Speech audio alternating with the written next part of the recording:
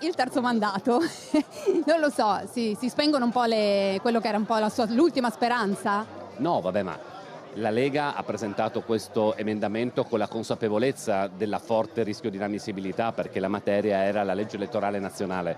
L'ha fatto proprio invece per tenere sul tavolo la questione terzo mandato, dopodiché la maggioranza deciderà. Devo dire però mi sembra alquanto particolare che si fa la battaglia giusta per far scegliere al cittadino quelle preferenze e invece si blocca la possibilità di scegliere al cittadino chi fa il sindaco o il presidente di regione con una legge che impedisce ad alcuni di candidarsi.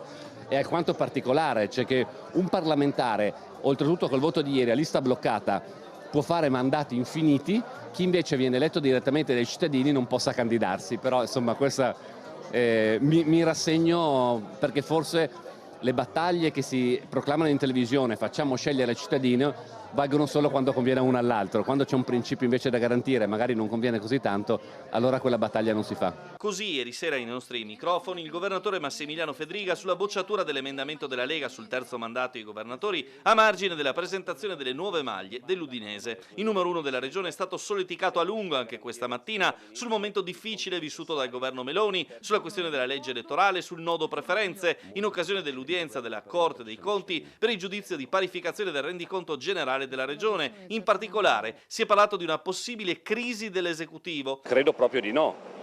Penso sarebbe una follia pensare che sulla legge elettorale, cioè come si eleggono i parlamentari, si faccia una crisi di governo. La gente non capirebbe assolutamente una cosa del genere, sarebbe una politica che parla a se stessa.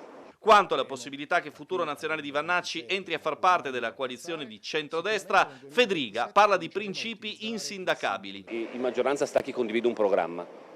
Personalmente, se lo posso dire, chi inneggia con queste provocazioni continue, la decima mas, chi scrive in un libro che sarà un libro, sarà un racconto, ma che faceva da ragazzino perdeva l'equilibrio per toccare la pelle di una persona di colore, o chi dice che l'omosessuale è una persona non normale, personalmente sono provocazioni che di fronte ai cittadini sono profondamente sbagliate e per me non giustificabili.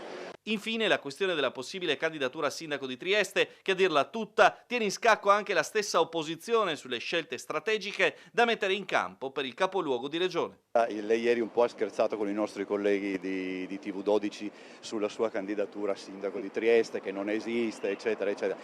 Vediamo si dà un termine per decidere, mettiamola così. Ma non dipende solo da me, io leggo commenti anche di varie forze politiche, c'è una coalizione che decide. C'è, devo dire, ovviamente anche dopo di conseguenza una mia scelta, ma oggi io faccio il Presidente Regione, voglio continuare a fare il Presidente di Regione e quindi dopo vedremo cosa succederà da qui ai prossimi anni.